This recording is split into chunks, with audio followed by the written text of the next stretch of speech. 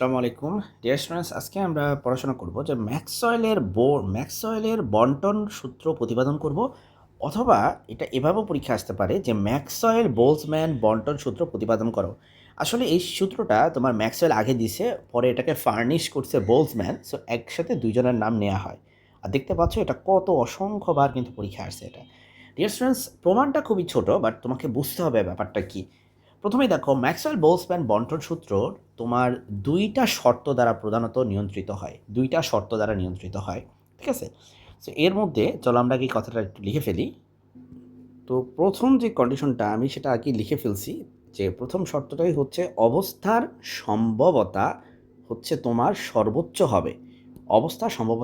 হবে, তো সেক্ষেত্রে এটার আলাদা করে আমি এই ভিডিওতে যদি দেখাতে চাই যে অবস্থার সম্ভাব্যতা কেন সর্বোচ্চ হতে হবে, তাহলে আমাদের যথেষ্ট টাইম নষ্ট হবে। আমি যেটা চাচ্ছি যে তুমি এটা মুখস্থ করে ফেলো, আমরা অন্য কোনো ভিডিওতে এটা নিয়ে ডিটেলস আলোচনা করবো ইনশাল্লাহ।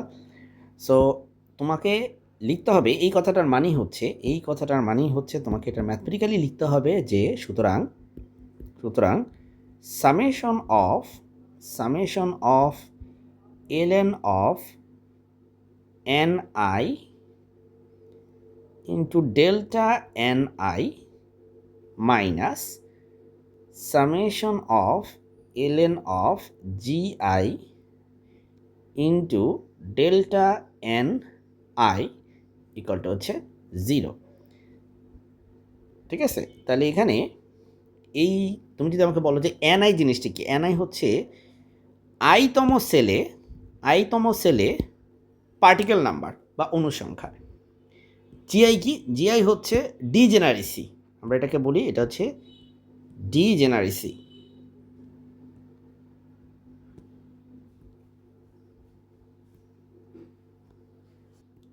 আর ডিজেনারেসি বলতে বোঝায় একটি নির্দিষ্ট শক্তি স্তরে, তুমি চাইলে এগুলো লিখে দিতে পারো পরিচয়, ঠিক আছে, পরিচয় লিখে দেয় ভালো। একটি নির্দিষ্ট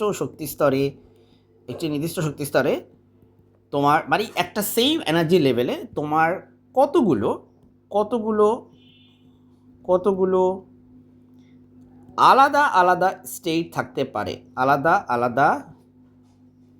আলাদা স্টেট, বা যেটাকে আমরা বলি বা অবস্থা, আলাদা আলাদা স্টেট বা অবস্থা থাকতে পারে। ঠিক আছে, এটা হচ্ছে আমাদের জন্য ডিজেনারেসি। তো এরপরে আমরা 2 নাম্বার শর্তে যাব। আমাদের দ্বিতীয় শর্তানুসারে, এটা হচ্ছে প্রথমটা তো গেল, এবার আমরা দ্বিতীয় শর্তানুসারে তাহলে প্রথম কথাই হচ্ছে যে মোট কণার সংখ্যা হচ্ছে ধ্রুবক। হ্যাঁ, দ্বিতীয় শর্তানুসারে এখানে দেখতে পাচ্ছ যে সিস্টেমের মোট অণুর সংখ্যা বা কণার সংখ্যা এবং মোট শক্তি দুটাই হচ্ছে ধ্রুবক হবে।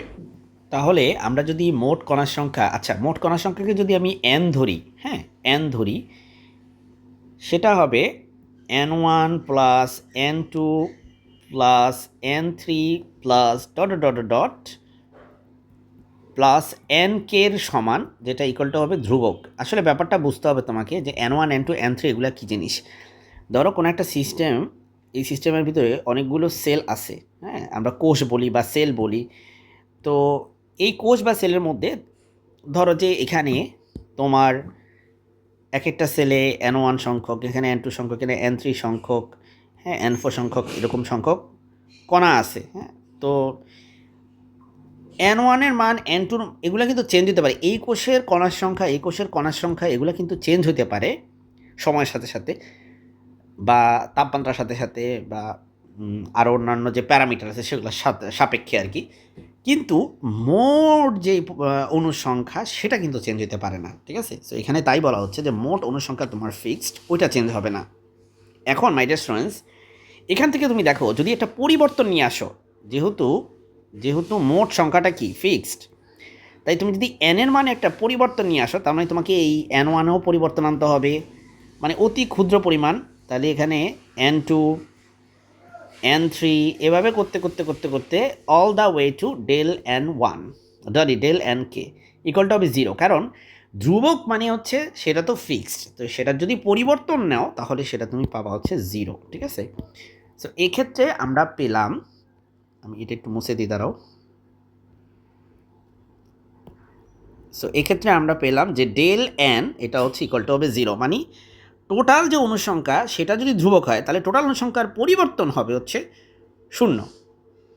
তাহলে এটারে এখন আমরা চাইলে এই পুরা জিনিসটাকে আমরা চাইলে সামেশন আকারে লিখতে পারি। তোমরা জানো যে এই পুরা জিনিসটাকে এভাবে লেখা সম্ভব যে সামেশন অফ, সুতরাং summation of delta N I, দেখো আই কিন্তু 1 থেকে শুরু করে কে পর্যন্ত, ঠিক আছে, আই এর ভ্যালু হচ্ছে 1 থেকে শুরু করে কে পর্যন্ত, এটা ইকুয়াল টু হচ্ছে কত, রাইট সাইডে কত আছে 0।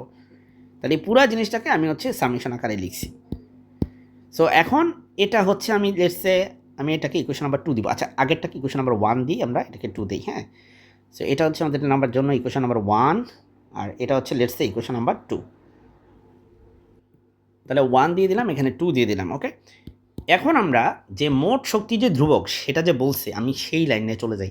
হ্যাঁ, তাহলে মোট কণা সংখ্যা যেমন ধ্রুবক, মোট শক্তিও তো ধ্রুবক। তাহলে সিস্টেমের এখানে আমরা লিখি, না সিস্টেমের লেখার দরকার নাই আর, কারণ তুমি তো একবার লিখছই যে সিস্টেমের অনুসংখ্যা এবং মোট শক্তি ধ্রুবক, তাহলে বারবার একই কথা লেখার কোনো প্রয়োজন নেই। তাহলে লেখো যে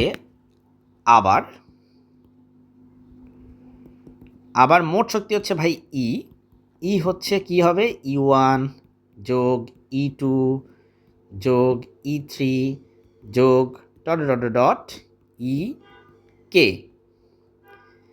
ইকুয়াল টু হচ্ছে ধ্রুবক। এখন খেয়াল করো এখানে আমি যে সেলগুলো আঁকছি, ধরো যে এখানে N1 সংখ্যক পার্টিকেল আছে এবং এই সেলের এনার্জি হচ্ছে তোমার E1, তাহলে টোটাল এখানে এনার্জি কত, N1 E1, তাহলে একটা N1 দিয়ে গুণ করো। আচ্ছা এটার এনার্জি হচ্ছে E2, আর এখানে পার্টিকেল আছে N2 সংখ্যক, তাহলে এটা হবে N2 E2, মোট এনার্জি আর কি, এই সেলের মোট এনার্জি। এরপরে এটা যদি E3 হয় তাহলে তার সাথে N3 পরিমাণ পার্টিকেল আছে এই সেলে এখন, তাহলে মোট এই সেলের এনার্জি কত, সেটা হচ্ছে N3 E3। এভাবে করে আমাদের লাস্টেরটা সেটা হবে NK EK। তো এটা অনেকে চাইলে এটাকে আবার অনেকে এই N1টাকে পরে লেখে, মানে E1 N1 লেখে, সেটা তোমার হিসাব আর কি, তুমি কি E1 N1 লিখবা না N1 E1 লিখবা, এগুলো তো আসলে ব্যাপার না, তাই না, ম্যাটার করে না এগুলো। এখন ডিয়ার স্টুডেন্টস, এখান থেকে ঠিক যেমন আমরা আগে 2 নাম্বার ইকুয়েশন যেভাবে পাইছি যে আমরা এখন ক্ষুদ্র পরিবর্তন দেখব, আমরা চাই যে টোটাল এনার্জি, এটা হচ্ছে মোট সবগুলা কোষের সমস্ত এনার্জি কত, আমরা যদি সেটা দেখতে পাচ্ছি সেটা হচ্ছে ধ্রুবক। সুতরাং আমরা যদি সেটার একটা পরিবর্তন নিই তাহলে আমরা এখানেও একটা শূন্য পেয়ে যাব। সুতরাং দেখো প্রথম কথা হচ্ছে এই যে সেলগুলো আছে, সেলগুলোর এনার্জি কিন্তু চেঞ্জ হয় নাই, সেলগুলোর এনার্জি কিন্তু ফিক্সড। প্রতিটা যে কোষ আঁকছিলাম আমি, এই কোষগুলোর এনার্জি ওই নির্দিষ্ট, হ্যাঁ, ফিক্সড। তাহলে চেঞ্জ কি হইতেছে, চেঞ্জ হইতেছে পার্টিকেল সংখ্যা, তোমার পার্টিকেল সংখ্যা, ঠিক আছে। সো আমি লিখতেছি ধরো ডেল্টা N1 ইন্টু E1। আচ্ছা একটা কাজ করি, E1টাকে আগেই লিখি, E1 into delta N1, E2 into delta N2, মানে পার্টিকেলের সংখ্যা চেঞ্জ হচ্ছে, এটা আমরা আগেও দেখছি, পার্টিকেলের সংখ্যা চেঞ্জ হচ্ছে। E3 ইন্টু, আচ্ছা আর এত E1 E2 E3 এত কিছু লেখার দরকার নেই, এবার আমরা সরাসরি লিখে দিই যে EK into delta NK equal two হচ্ছে 0। সুতরাং আমরা সামেশন আকারে লিখতে পারি, ঠিক যেমন এখানে লিখেছিলাম, সামেশন আকারে লিখলে এটা হবে E1 ইন্টু ডেল্টা N, আমি E1 লিখছি রে ভুলে, সরি, আই এর মান 1 হইলে এটা বোঝাবে, আই এর মান 2 হইলে এটাকে বোঝাবে, আই এর মান 3 হইলে এর পরেরটাকে বোঝাবে, এভাবে আর কি।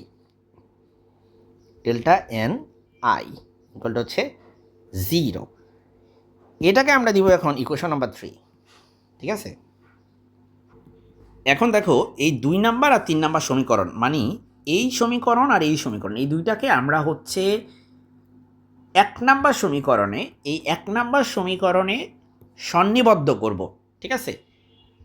সন্নিবদ্ধ করতে গেলে আমাদের ল্যাগ্রাঞ্জের অনির্ণিত গুণক পদ্ধতি ইউজ করব আমরা, অনির্ণিত গুণক পদ্ধতি। তো যাই হোক, এই সমস্ত ক্রেজি নামের কথা তুমি চিন্তা না করে তুমি জাস্ট ম্যাথমেটিক্সটা বুঝলেই হয়েছে, ঠিক আছে?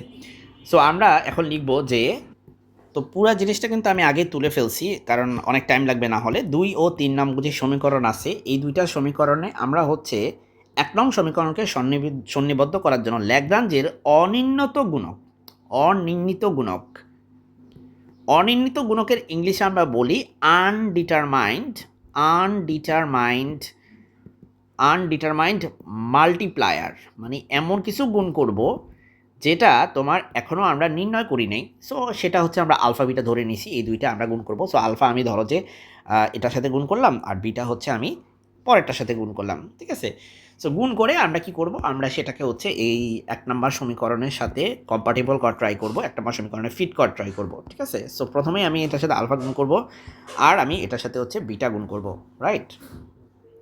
তাহলে 1 নম্বর যে ইকুয়েশনটা আছে এটাকে আমরা জাস্ট কপি করব, এই ইকুয়েশনটাকে আমরা জাস্ট কপি করব এখান থেকে, কপি করে আমরা এখানে বসায় দিব। ওকে, এবার আমরা বলেই দিছি যেটার সাথে আমরা আলফা দিয়ে গুণ করব। সো আলফা যেহেতু আমরা প্রতিটা পদে গুণ করব, তাই আমাদের সামেশনের ভিতরে আলফাটা আসবে, ঠিক আছে? যেহেতু প্রতিটা পদে গুণ করবো, সো আমরা আলফা এই জিনিসটা পাবো, ঠিক আছে? সো এটা কি, এটা হচ্ছে alpha into delta NI. So চলেন এটা আমরা মনে রাখেন একটু, আমরা এখানে লিখি যে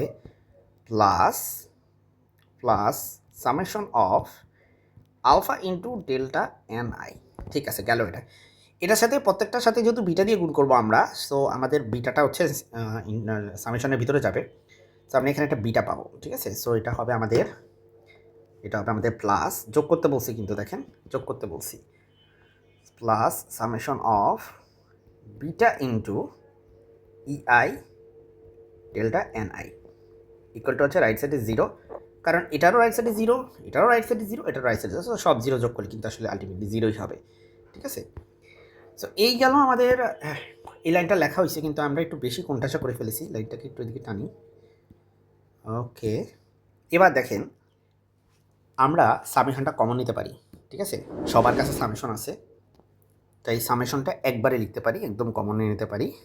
সো আমাদের এখানে থাকে হচ্ছে, আচ্ছা আরেকটা হচ্ছে এই ডেল্টা এনআই যেটা, সেটাকে হচ্ছে আমরা কমন নিতে পারি, কারণ সবার কাছে ডেল্টা এনআই আছে। সো আমরা কমন নিয়ে নিলে সেটা বেটার। সো আমাদের এখানে থাকে এলএন অফ এনআই মাইনাস, এখানে থাকে এলএন অফ জিআই, এখানে থাকে প্লাস আলফা, আর এখানে থাকে হচ্ছে প্লাস বিটা ইআই, আর আমাদের ডেল্টা এনআই এটা হচ্ছে কমন। এখন ভাই এখানে এই যে লাইনটা আমরা পেলাম, এই লাইনে সামেশনের ভিতরে থাকা দুইটা পার্ট, একটা হচ্ছে এই পার্ট আর একটা হচ্ছে এই পার্ট। তো দুইটা পার্ট, সামেশনের ভিতরে থাকা এই দুইটা পার্ট গুণফলটাকে 0 হইতে হবে। সেজন্য যেহেতু ডেল্টা এনআই এগুলো হচ্ছে স্বতন্ত্র, ডেল্টা এনআই, সো আই এর যে কোনো মানের জন্য এই সমীকরণটা যদি আমি সিদ্ধ করতে হয়, তাহলে আমাকে অবশ্যই আমাকে এই পার্টটাকে 0 ধরতে হবে। এই পার্টটা যদি 0 হয় তাহলেই এই সামেশনটা 0 হবে, ঠিক আছে? যেহেতু এই জিনিসটা হচ্ছে স্বতন্ত্র বা ইন্ডিপেন্ডেন্ট। সো এই কথাটা আমরা একটু লিখে ফেলি। দেখেন কথাটা কিন্তু আমি লিখে দিছি যে যেহেতু ডেল্টা এনআই এগুলো, এই ডেল্টা এনআই সমূহ হচ্ছে আইয়ের, এগুলো হচ্ছে স্বতন্ত্র। সো আইয়ের যে কোনো মানের জন্য আমাদের উপরের সমীকরণ তখনই সিদ্ধ হবে যখন আমাদের এই পুরো পার্টটা হচ্ছে 0 হবে, ঠিক আছে? এই পুরো পার্টটা আমাদের 0 হবে। সো আমরা এখানে লিখি যে এটা ইকুয়াল টু হচ্ছে 0। এখন আমরা এখান থেকে এই ক্যালকুলেশনটা আগাবো। দেখেন আপনার এন আইটাকে রেখে, এলএন অফ এন আইকে রেখে বাকি সবগুলোকে আমরা ডান পাশে নিয়ে যাব। সো এগুলো দেখতে এরকম হয়ে যাবে। এখন এখানে থাকা আলফাকে আমরা লিখতে পারি LN of E to the power minus alpha, আর পরের যে টার্মটা আছে সেটাকে লিখতে পারি LN of E to the power minus beta EI. যদি এই জিনিসটা বোধগম্য না হয়, আই হোপ অলরেডি বোধগম্য, তারপরও যদি বোধগম্য না হয়, কনফিউশন লাগে, তাহলে আমি একটু বলে রাখি ln of E to the power let's say P যে কথা, পি একই কথা। কিভাবে? আমরা জানি লগারিদমের পাওয়ার যেটা থাকে সেই পাওয়ারটা কিন্তু এই সামনে চলে আসে। সো সামনে চলে আসলো, ধরো যে এই যে পি লিখলা, ln অফ ই লিখলা, ঠিক আছে? ln অফ ই মানে কিন্তু 1, সো জাস্ট সিম্পলি পি হয়ে যায়। তাহলে তুমি একটু চিন্তা করে দেখো, এখানে থাকা যে কোনো একটা জিনিস, ধরো আমি যদি এটার কথাই বলি, ln of E to the power minus alpha, এটাকে মাইনাস আলফা, এই জিনিসটা তো পাওয়ারে আছে তাই না? এই জিনিসটাকে আমি সামনে লিখতে পারি into ln of E, into ln of E, আর ln অফ ই মানে 1, সো সিম্পলি মাইনাস আলফাই হয়ে যায়। সো হোপফুলি বোধগম্য যে এই জিনিসটা কোথা থেকে আসলো। It's not something difficult. এই টাইপের জিনিসপত্র আমরা অনেক দেখে আসছি আমাদের, ঠিক আছে? প্র্যাকটিক্যাল ফিজিক্সও দেখছি এগুলা। তো এখন যদি আমরা ln কমন নিই, হ্যাঁ, আমরা যদি ln কমন নিই, তাহলে আমরা পাবো এপাশ থেকে ln কমন নিলে এগুলো সব গুণ আকারে চলে আসবে। আমরা কি এই ফর্মুলাটা জানি কি না? লগারিদমের সূত্র, ধরো ln of P plus ln of Q plus ln of R, হ্যাঁ, এটা হয়ে যাবে ln of P into Q into R. So এগুলো হচ্ছে 9-10-এর ওই লগারিদমের কিছু ম্যাথমেটিক্যাল প্রবলেম আমরা করেছিলাম, সেগুলোর মতোই। এখন আমরা এখানে লিখব যে এইভাবে আমরা এই বান্দাগুলারে লিখে ফেলব।